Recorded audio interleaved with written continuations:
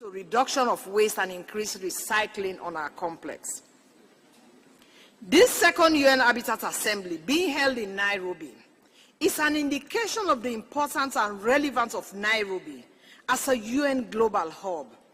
The United Nations office in Nairobi, as the only UN headquarters office in the global south, has seen an increasing number of UN offices seeking to relocate their staff to Nairobi, with the objective of working together to the realization of the 2030 Agenda for Sustainable Development.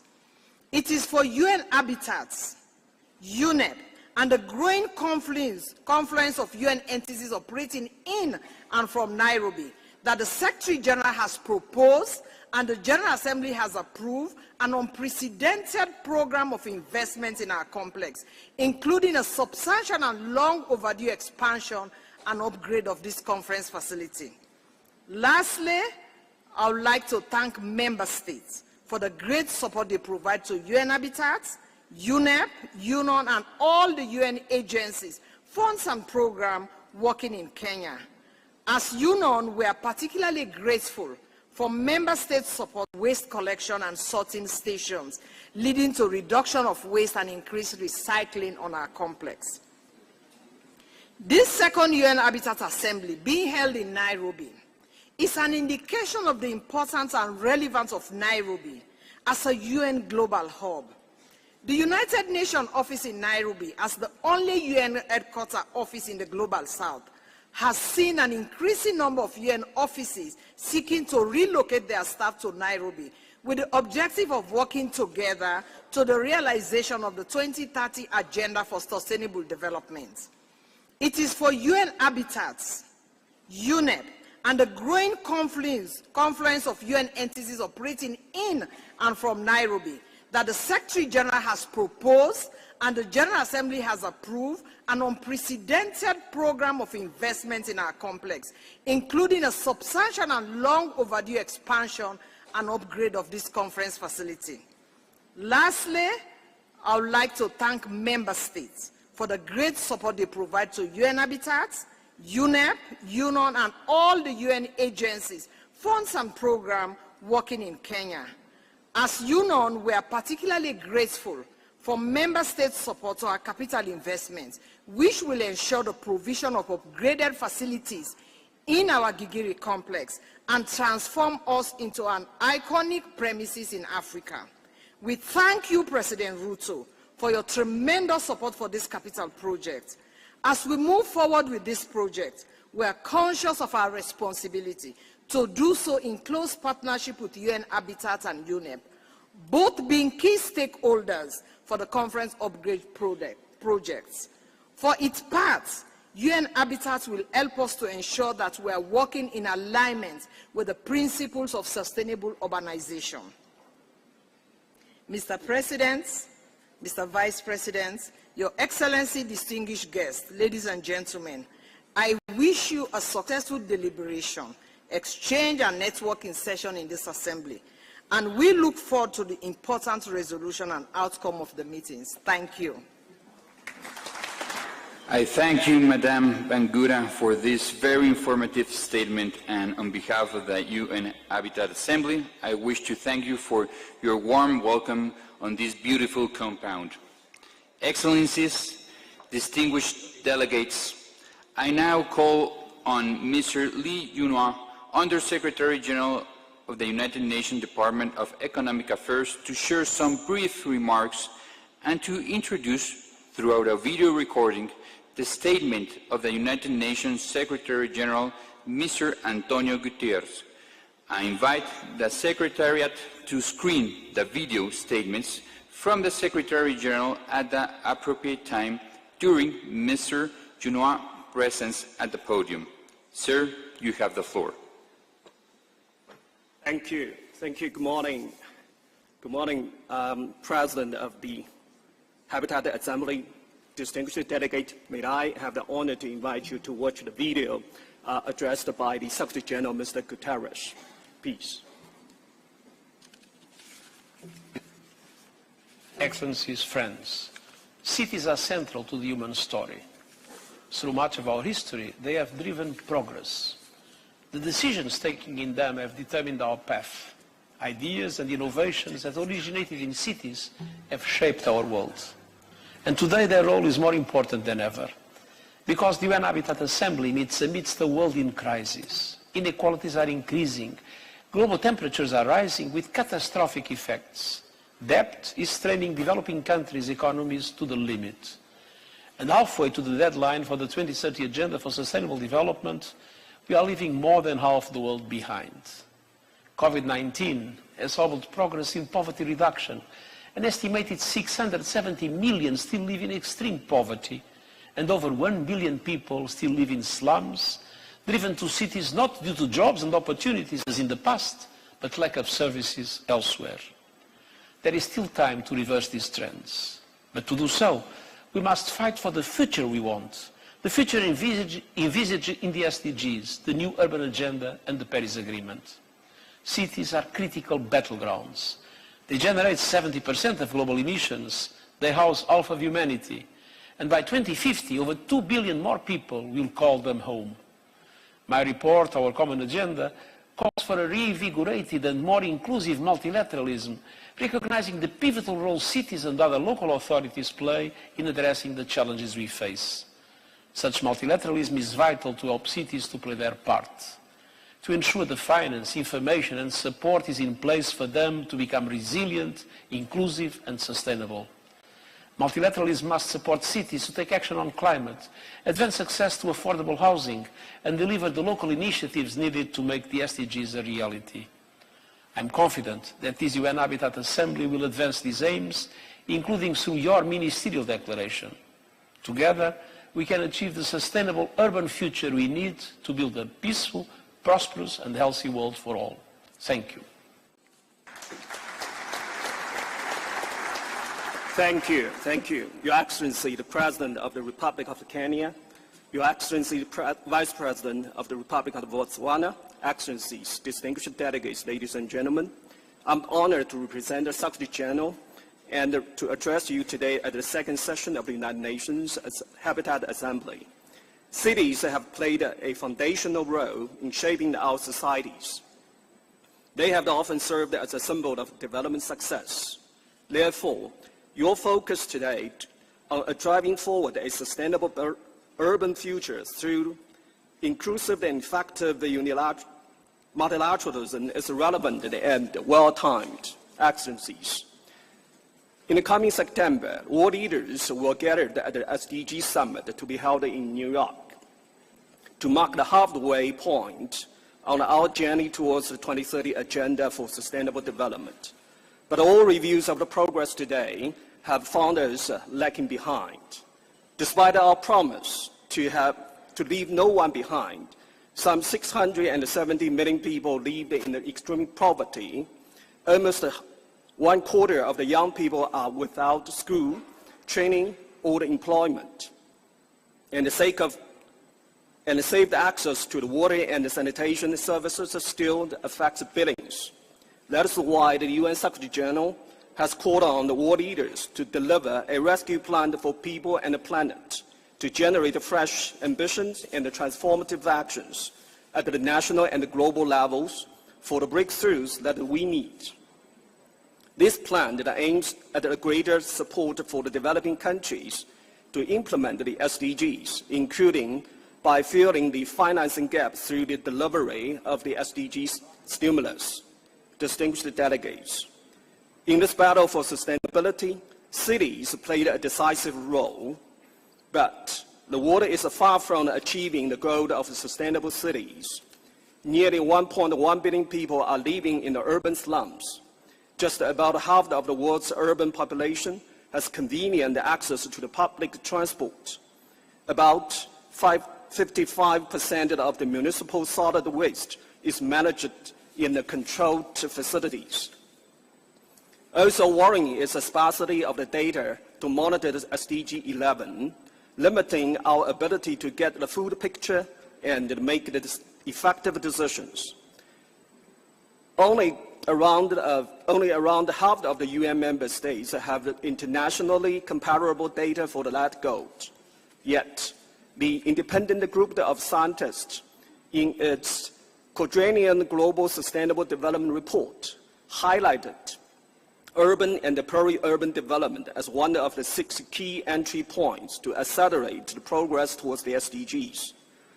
The report calls for the policy actions that are well aligned with the focus areas of this assembly. Such actions would advance the climate mitigation, improve the public health, and tackle the pollutions. Ladies and gentlemen, the assembly in Nairobi this week will also enrich the high-level political forum on sustainable development to be held in New York in coming July, while the SDG 11 on sustainable city and the human settlement will be under review. Rapid urbanization is a reality of our time. We must ensure that this trend results in the better standards of the living for all the peoples in a healthy planet. Let us join to ensure that sustainable urban development remains high on the multilateral agenda and embedded in our development endeavors around the world. I wish you a great success in this assembly. Thank you.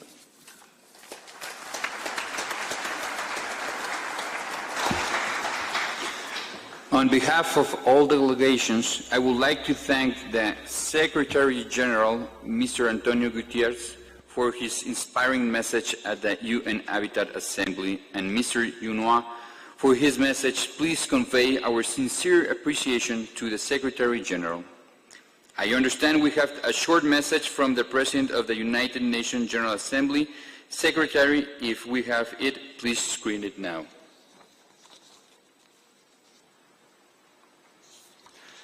Excellencies, ladies and gentlemen, let me extend my warmest greetings to all the participants of the second session of the United Nations Habitat Assembly in Nairobi. Currently, the United Nations is leading some crucial global undertakings. Understanding the root causes of the most complex crises of the last 75 years.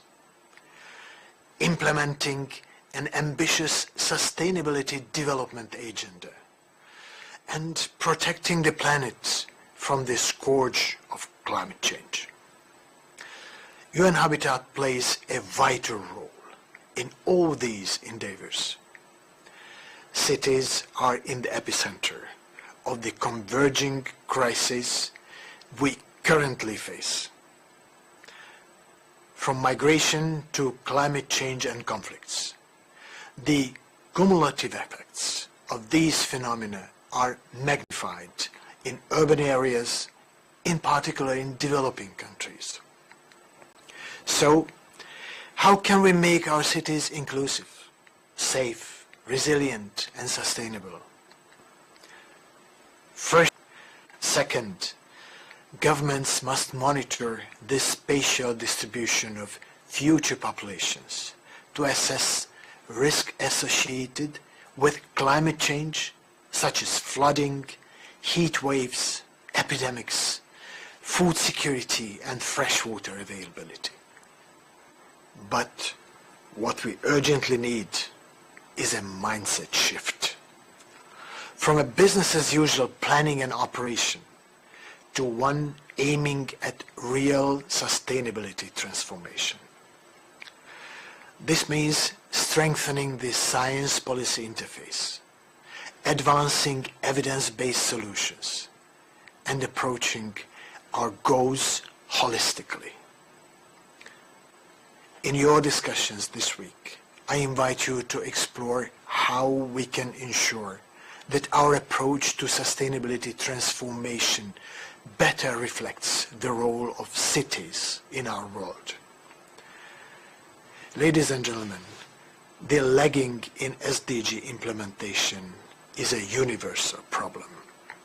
However, it is the people living in the developing countries, including those in special situations, who often bear the brunt of the crises we face. We urgently need political will, commitment, solidarity, financing, and action.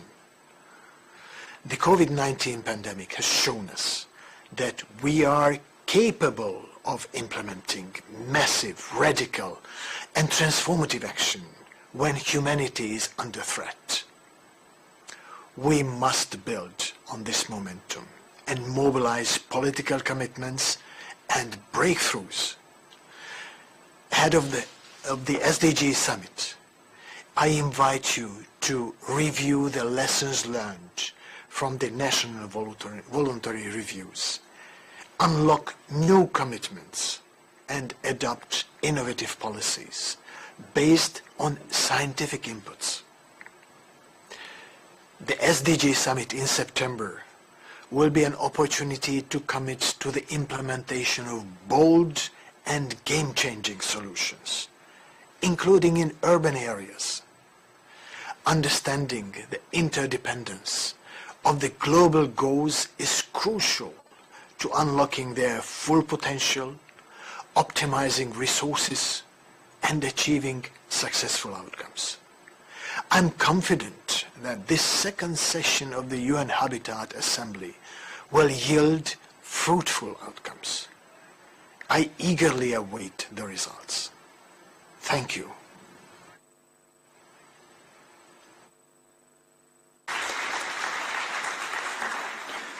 Our gratitude to the President of the United Nations General Assembly for taking time to send us this message. Before I call their Excellencies Vice President Sowani and President Ruto, I wish to call on the Executive Director, Mrs. Muna Mon Sharif. Madam, you have the floor, please.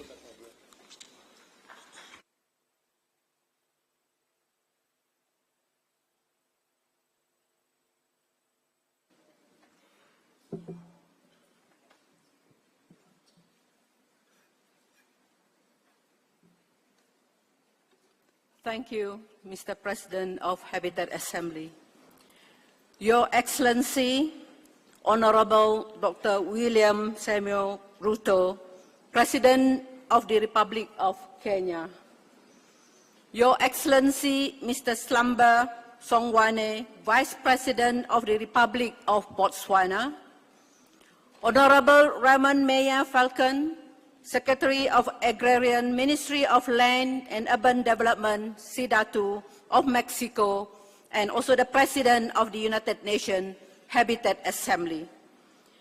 Mr. Lee Juanhua, Under Secretary General of the United Nations Departments of Economic and Social Affairs, representing the Secretary General of the United Nations. Madam Zainab Hawa Bangura, my sister, Director General of the United Nations Office at Nairobi.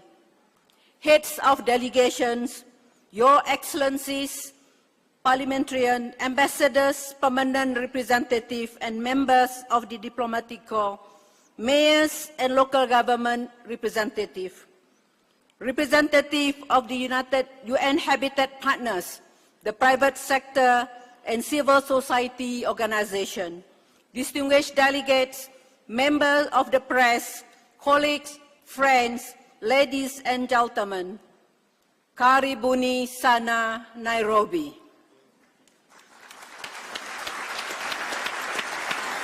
Habari ya usubuhi. Welcome to the second United Nations Habitat Assembly. This morning, we mark the completion of a full cycle of our governance structure. Let me congratulate and thank Member States for this achievement and for your support to UN Habitat. My sister Zainab Hawa Bangura, the Director General of UNON, thank you for all the support and arrangement from your team. We look forward to working closely with you to highlight the improvements to this beautiful campus to enable us to convene Member States in the future. At this second assembly, we are coming together at a time when the world is facing multiple and interrelated crises. In February 2020, the world was in lockdown. Inequalities and fuel conflicts in every region of the world. All is happening when humanity is facing a triple planetary crisis involving climate change, pollution, and biodiversity loss. As the Secretary General said, unless we act now, the 2030 Agenda will become an epitaph. Very appropriate that our second United Nations Habitat Assembly is starting on the World Environment Day. It is significant because the climate goals, the Paris Agreement, and our aspirations to keep global warming within 1.5 degrees can only be achieved if member states prioritize sustainable urbanization as the basis of sustainable development. We are grateful for the first time 50 ministers of housing and planning met in COP27 in Sharm el-Sheikh, Egypt, to ensure that we mainstream and prioritize a just transition of. The reality is that impact of extreme climate events, conflicts, natural disasters, global pandemic, and the cost of living crisis are felt first and foremost in cities. Their secondary effects, often long-term in nature, and are also visited upon urban areas. Multi-dimensional inequalities continue to deepen between and within countries and territories, weakening the social contract that forms the foundations of our society. Your Excellency, President Ruto, I am very grateful for the continued support of Kenya for UN Habitat, especially we are celebrating 45 years in Nairobi, Kenya. Kenya, under your leadership, continues to be a beacon of hope. As you know firsthand, those of us from humble beginnings understand how adequate housing and urbanization can deliver a better quality of life. The more well-planned and well-organized, the more people we can uplift from poverty. Unfortunately, humanity's over-reliance on carbon and consumption is not only killing our planet, but also leaving some 3 billion people in inadequate housing. Even in the most advanced countries, an increasing number of citizens are homelessness. They are joined by 1.5 billion currently residing in poor and unhealthy housing. Excellencies, distinguished delegates, the challenge before us is enormous. The only way we can achieve positive and transformative impact on the ground is not to go it alone, but to embrace multilateral action. Here, I would like to quote a Swahili proverb that reads, "Unity is strength, division is weakness." To answer the call of member states to set priorities, we have taken guidance from member states at the high-level meeting on the implementation of the new urban agenda last year. We are also grateful for inputs from ministerial roundtables at the 11th session of the World Urban Forum and at COP27, respectively. I have put forward UN Habitat's priorities, including on adequate housing, climate adaptation, localizing the Sustainable Development Goals, and better urban crisis management. They correspond to the UN Habitat Strategic Plan that was approved by member states in the first assembly. We thank the Committee of Permanent Representatives that pronounced on the robustness of our strategic plan despite COVID-19. We appreciate the guidance from the Executive Board to extend the strategic plan by a further 2 years to align with the rest of the United Nations system. Before I conclude, I wish to acknowledge the considerable support and wise counsel we have received over many weeks and months from members of the Executive Board, the Committee of Permanent Representatives, and the Bureau of the UN Habitat Assembly. Let us flip the script on urbanization. We need practical and pragmatic ways to transform our cities into champions of zero waste. We need to formulate policies that guide countries towards carbon neutrality. We need to harness the talent in cities and communities to reshape financing to achieve the Sustainable Development Goals.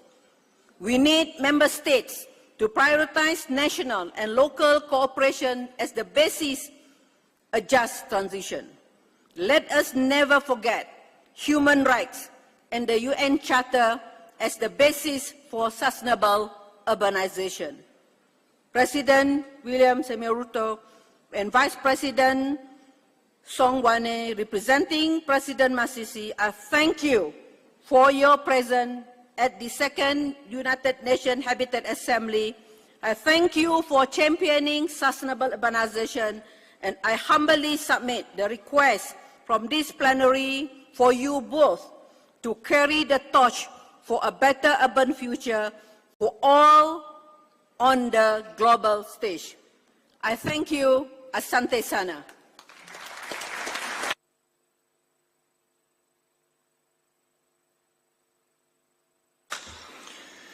Thank you, Madam, for the very wise words and the assurance that this organization is now back on its right track and can go nowhere but forward.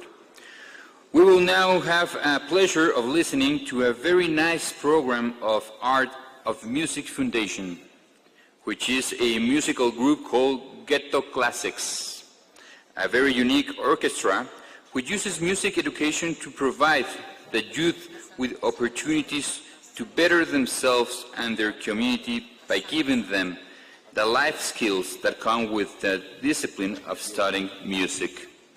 Your Excellencies, Vice President Shawani and President Ruto, I hope you don't mind the upcoming very short interlude to prepare us to hear your words. We will now hear from Ghetto Classics.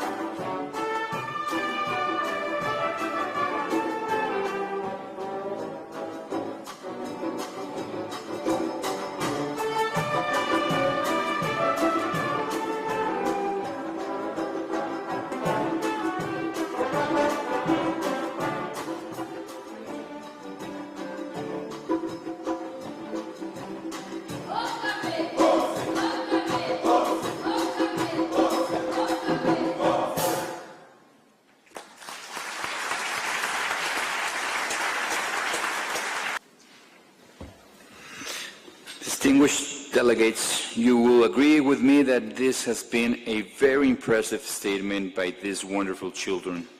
Let's give them a round of applause again. Thank you, Ghetto Classics.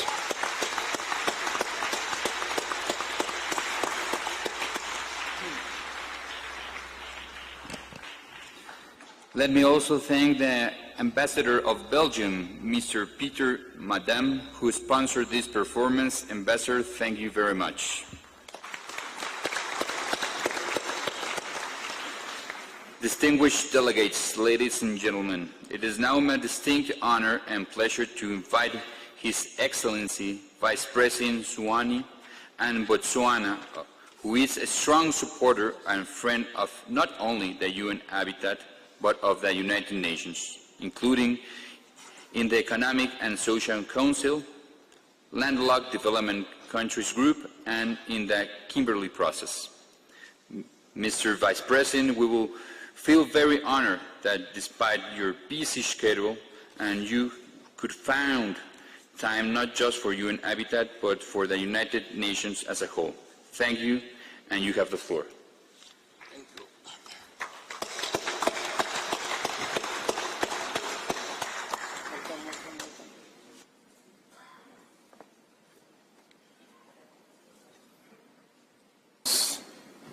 And many here. First, let me recognize Your Excellency Dr. William Samoei Ruto, President of the Republic of Kenya. Let me recognize Honorable Romain Mayor Falcon, the Secretary, Agrarian, Territorial and Urban Development of Mexico, and President of the UN Habitat Assembly. Recognize honorable ministers here present. I also recognize Ms. Bagwara, Director General Union. Madam Mohadi Sharif, Executive Director of the United Nations Settlements Program, UN Habitat. Allow me also to recognize all of you, distinguished delegates, colleagues, friends, and ladies and gentlemen, safe to say, all protocol observed.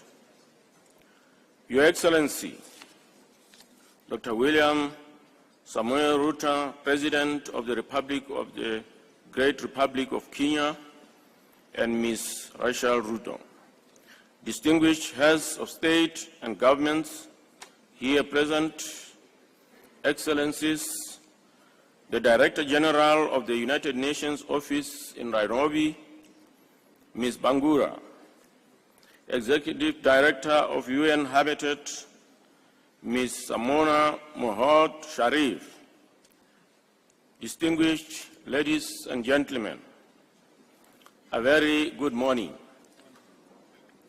Allow me on the onset to thank His Excellency Dr. William Ruto for inviting His Excellency the President of Botswana, Dr. Mokwetsi Masisi, whom I have the honor to represent here today. Sadly, our President's absence is due to the passing on of his dear mother, Ms. Precious Maseo Masisi, on Saturday night, June the 3rd, 2023. As the nation mourns her death, we pray for Almighty God's comfort to the family, relatives, and friends. The theme for this assembly is, as we are all aware, a sustainable urban future through inclusive and effective multilateralism, achieving the Sustainable Development Goals in times of global crisis. End of quote. It comes at a crucial time. It comes at a crucial time when the world is grappling with environmental crisis, at the same time recovering from the COVID-19 pandemic, particularly in cities and human settlements, where people are highly concentrated. The theme is apt as it underscores the need to develop global solidarity to address global challenges, including the rapid trend of urbanization. This new form of solidarity will overcome challenges we are all facing due to increasing vulnerability of people's livelihoods from rural to urban areas, triggered by such issues such as climate change, conflict, and financial crisis. It cannot be business as usual. We need to inspire the coming generation and make sure that prosperity is based on values of social cohesion and humanity, while leaving no one behind. Our efforts require complementary solutions and concerted efforts from all, including continental and regional bodies, governments, policymakers, civil society organizations, religious leaders, and communities. That is how we build and strengthen resilience. The African continent, which has the highest urbanization rate in the world, is expected to reach the urban transition by 2030, with half of the population living in urban areas.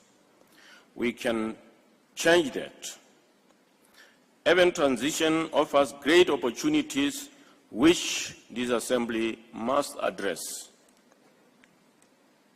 In most of our countries, rapid urbanization gives rise to housing deficit, growth of informal settlements, inadequate urban basic infrastructures such as energy, health facilities, transport, water, and sanitation services.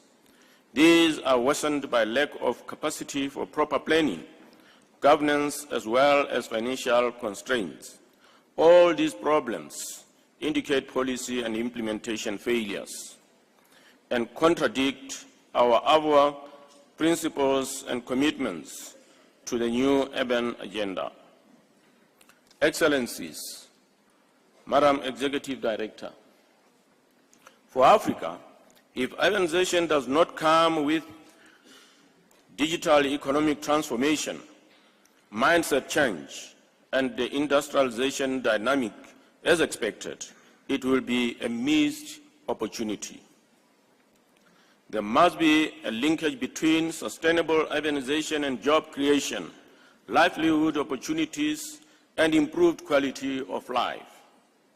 Urbanization without adequate productive jobs will jeopardize not only our development efforts, but also peace and security. Many governments are still contending with managing the rising expectations of citizens that stem from rapid urbanization and delayed socio-economic transformation. The unmet expectations of the people have contributed to growing frustration to the elderly people, people with disabilities, and particularly the youth, who demand a better tomorrow. Let us learn from the mistakes that others did and change the paradigm in Africa. Let us strive to reverse the trend with well-managed and planned urbanization that ensures sustainable development. Good governance dictates that our technocrats in the relevant disciplines and professions must up their acts to deliver on the promises that we made to our people. Botswana is ready with other member states to demonstrate the relevance of urbanization as a mega trend and to compare notes on policies and programs towards transforming our states, to raise awareness and advance the concept of resilience and sustainable cities. The planning and development of resilient cities and human settlements has become a priority and should be based on solid partnerships among institutions, including the private sector, in and outside the Southern African region. The expert leadership of the United Nations is pivotal to the strategic thrust and action. I also urge that as African countries, we commit to elevate the African urban agenda at the level of the African Union. Together, we can leverage urbanization as an engine for economic unity to urge the UN Habitat to adhere to the United Nations General Assembly mandate and strengthen the regional and sub-regional cooperation with other international organizations to amplify the implementation of the new urban agenda, especially in Africa. Regional economic communities and specialized regional entities can be the anchor of regional solutions and collaborations to promote sustainable urbanization building on the new framework of the African Continental Free Trade Area that requires viable cities and to be effective.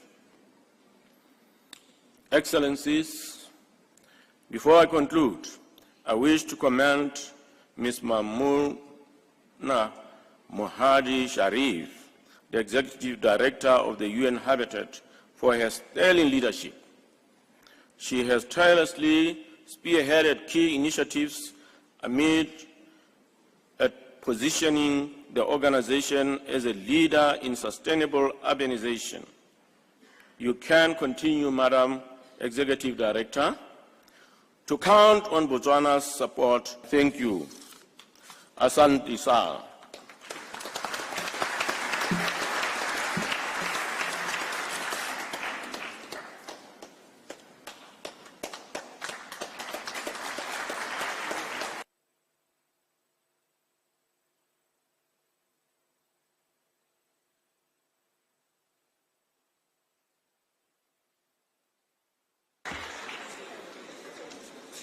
Our condolences to the family of President Masisi and Mrs. Masisi, please. Mr. Vice President, I'm grateful for your thoughtful, provoking address and for your country's unwavering commitment for social, economic development and finding enduring solutions to poverty. I thank you. Distinguished delegates, ladies and gentlemen, it is now my honor and pleasure to invite our host and president of the beautiful country, His Excellency President Ruto, a leader who has been a supporter of UN Habitat, to inaugurate this second session of the UN Habitat Assembly. Mr. President, we are truly grateful for your magnificent attention and you have paid to UN Habitat. Mr. President, the floor is yours.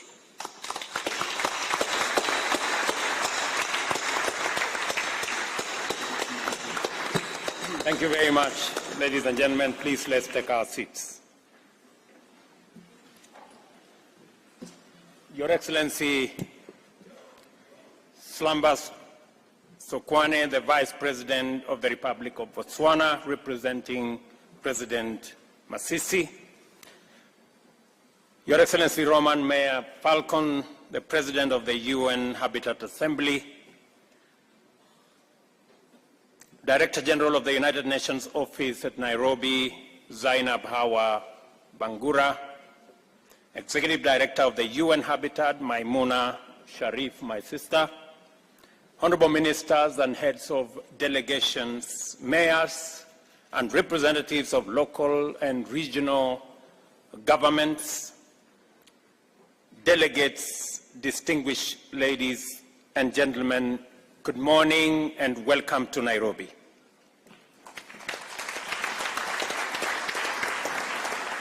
On behalf of the people and government of Kenya and on my own behalf, I'm truly delighted to have the honor to welcoming you to this warm and beautiful land in Kenya and to our capital city of Nairobi, the globally famous green city in the sun.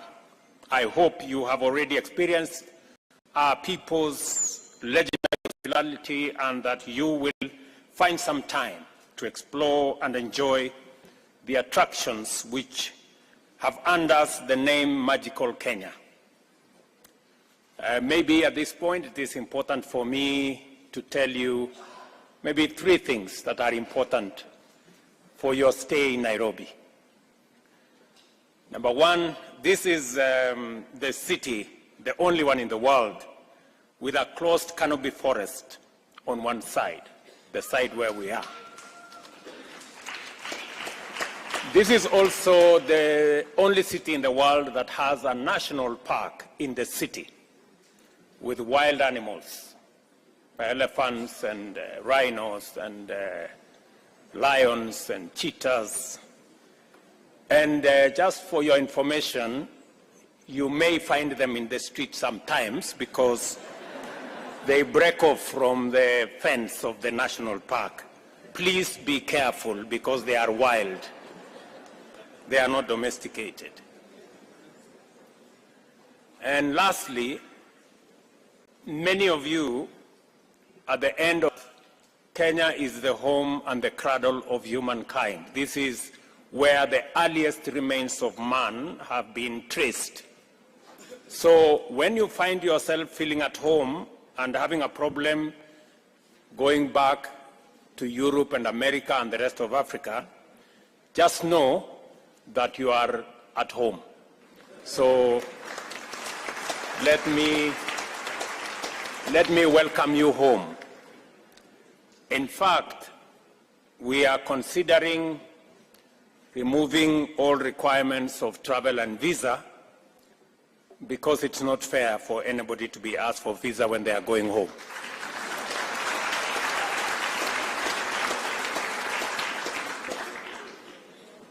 Our ambition to be the home of the United Nations Human Settlement Program, UN Habitat, was inspired by a deep commitment to pursue economic development together with sustainable urbanization in harmony with the preservation of our national heritage. The international community's decision to locate this critical organization here is therefore out of recognition and emphatic endorsement of this commitment. Our experience in balancing the imperatives of industrialization, sustainable urbanization, and ecological responsibility as fundamental components of socio-economic transformation has had its challenges and setbacks. But we are persuaded now, more than ever, that not only is it worthwhile and feasible, but it also enhances the efficiency, safety, beauty, and livability of our cities. Even now, challenges exist with variety and on a scale that is unprecedented. The world is emerging from a devastating pandemic whilst grappling with a relentless economic crisis driven by geopolitical tensions as well as the triple planetary crisis of pollution, loss of biodiversity, and of course, climate change. As a consequence, millions of people throughout the world have been adversely affected, including through threats to life and also threats to livelihoods. In addition to normal migration to urban areas, millions of people displaced by the recent social, economic, and political upheavals joined the poor, vulnerable, underserved, and marginal segments of our urban populations. For better or for worse, the world population has reached 8 billion people, 57% of whom live in urban areas. These numbers are expected to increase steadily in the coming years, but urban populations are projected to rise even faster. In the global south, the rates will be even more pronounced, whilst in Africa, where the median age is 19, urban populations will be very youthful, presenting a novel set of challenges and opportunities for national economic and urban planning and general development. Urban centers have always held the most intense concentrations of both best and the worst human possibilities: wealth and poverty, well-being and suffering, dignity and misery, all in one ecosystem. As a result, they are also the theaters of the starkest inequalities in human opportunities and human outcomes. The explosion in global populations as well as urbanization has immense implications for global production and consumption, with humanity poised firmly between trends and practices likely to overwhelm the planet's capacity to support life on one end and clean, green, efficient, and abundant sustainability on the other end. Fundamentally, this gathering is one more opportunity for the global community to confer and reflect about the progress made in imagining new possibilities for the sustainable provision of opportunities and amenities to promote the flourishing of nearly 10 billion human beings, whilst enhancing the Earth's capacity to support all life on it. Urbanization is an economy's ultimate test of efficiency, inclusivity, resilience, and sustainability across all goods and services. Huge demands for basic goods is always accompanied by tremendous pressure on energy resources and the environment. The connection between prosperity and ecological sustainability is always strong and direct. How we perform in this test depends on the type and quality of decisions, choices, strategies, and policies that we make and pursue, which in turn reflects the depth of our deliberations and attention to the agenda in forums like this one. Our progress in affirming the fundamental right to decent housing is critical to the achievement of sustainable urbanization in terms of SDG number 11. Recognizing this imperative and realizing that more than half of Kenya's population will live in urban areas by 2050, we have integrated universal housing as a critical pillar of the national bottom-up economic transformation agenda.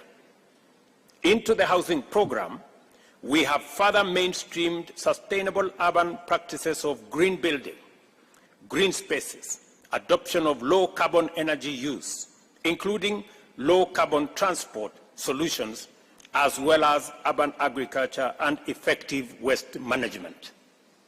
The governor of Nairobi informed me this morning that he made sure that all the delegates were transported on buses that do not use fossil fuels.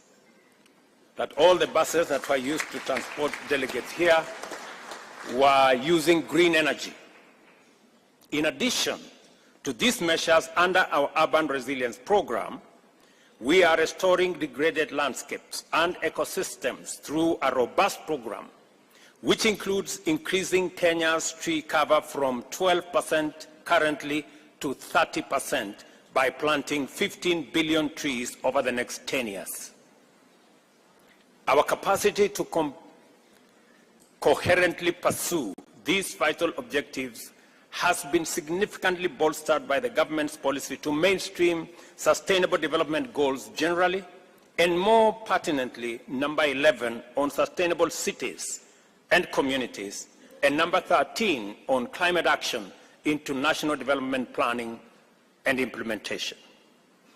A key barrier to our aspiration for sustainable urbanization happens to be the very impediment to efficient, sustainable climate action in the global South and Africa, and that is sufficient and affordable financing. As a result, we are unable to effectively pursue all the opportunities in sustainable urbanization and leverage them to promote the broader agenda of economic transformation, climate action, and sustainable development. Our discussions must therefore pay due attention to to the fact that the prevalent unjustness of the international financial architecture and the discriminatory practices inherent in development financing are iniquitous insofar as they directly and indirectly exacerbate the vulnerability of the majority of humanity. It is time, therefore, to correct this systemic injustice to enable us effectively mobilize multilateralism to achieve global net zero emissions, avert a climate catastrophe, and achieve sustainable development goals. Let us apply ourselves to these imperatives and ultimately make a stand and take a stand for humanity by way of embracing an effective, sustainable, inclusive, and just vision for the UN habitat. I acknowledge with profound gratitude the progress UN Habitat has made in refining and championing the deployment of effective multilateralism in addressing the challenges of human settlement and promoting sustainable urbanization. For this reason, I believe it is necessary to reiterate here the urgent need and immense importance of strengthening UN Habitat and enhancing its capacity to support member states in advancing the agenda of sustainable urbanization and human settlement.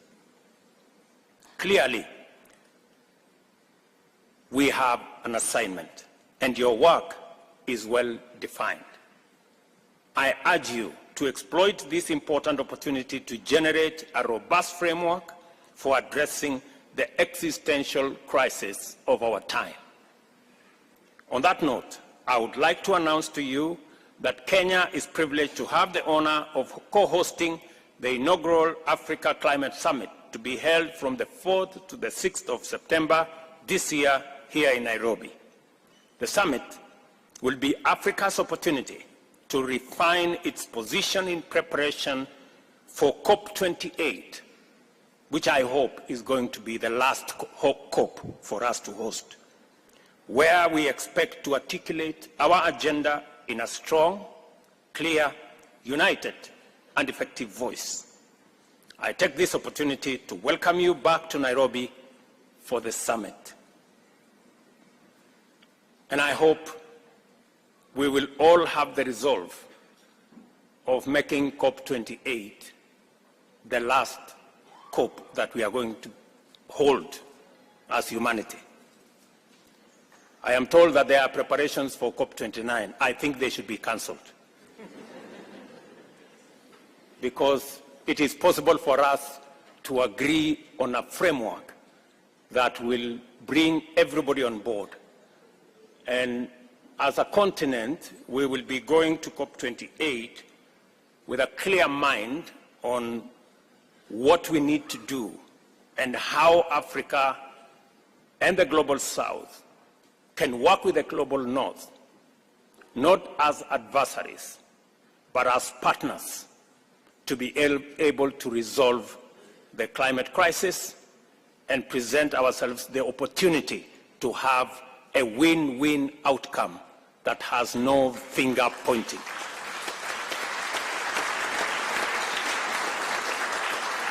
I am a very strong believer that with the right investments, Africa can present the opportunity to decarbonize global manufacturing and industrialization and provide for green growth. This is not an occasion for us to do the usual, North versus South. I think it will be irresponsible of us to continue that conversation. The South is as in danger as is the North on this matter of climate change. None of us is safe. And therefore,